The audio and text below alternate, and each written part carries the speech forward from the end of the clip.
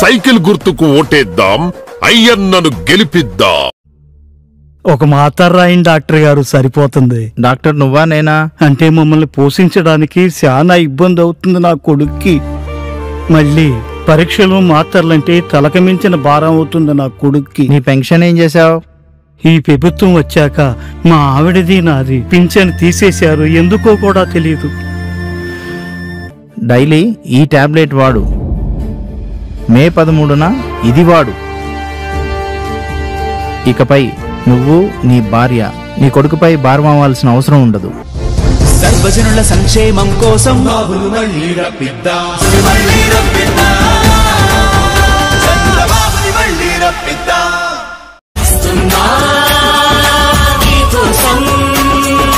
అందరికీ నమస్కారం. నేను మీ విజయన్ మాట్లాడుతున్నాను.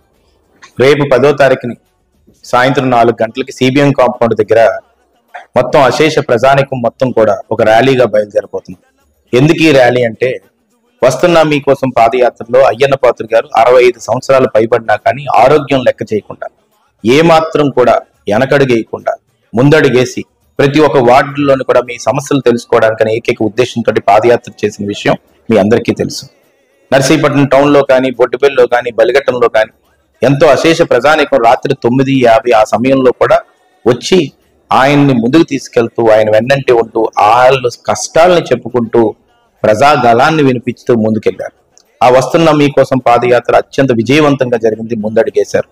దాని ఉద్దేశం మేర రేపు ఆయన ఎమ్మెల్యే అయ్యాక, మంత్రి అయ్యాక ఎట్టి పరిస్థితుల్లో కూడా వార్డుల్లోని కానీ నియోజకవర్గం మొత్తం కూడా డెవలప్ చేస్తానని చెప్పి మాట ఇచ్చారు. అందుకనే 10వ తారీఖు సాయంత్రం 4 గంటలకు సిబిఎం కాంపౌండ్ దగ్గర అశేష ప్రజానికం నియోజకవర్గం నలుమూలల నుంచి వచ్చి ఆయన ముందడిగేసి ముందుకు తీసుకెళ్తూ రేపు సాయంత్రం 4 గంటలకి మొత్తం కార్యకర్తలు, ప్రజలు అందరూ కూడా సిబిఎం కాంపౌండ్ కి 4 గంటలకు వస్తే అక్కడి నుంచి మోర్ జంక్షన్ వరకు కూడా ఈ వస్తున్నా మీకోసం బహిరంగ ర్యాలీని ముందుకు తీసుకెళ్తూ లాస్ట్ లోని ఒక సభ పెట్టుకొని దానికి సీఎం రమేష్ గారు, నర్సిరెడ్డి గారు తెలంగాణ నుంచి, అయ్యన్న పాత్రుడు గారు ఈ ర్యాలీలో పాల్గొనడం జరుగుతుంది. కాబట్టి అందరూ వచ్చి ఆశీర్వదించవలసిందిగా కోరుతున్నాను.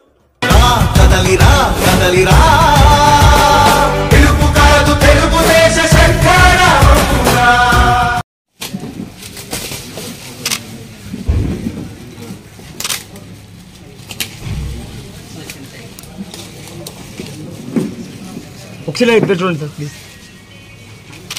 ఒకసారి ఓకే సార్.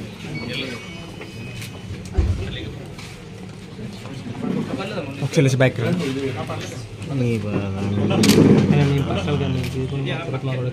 మా కొడుతో తర్వాత ఓకే సార్.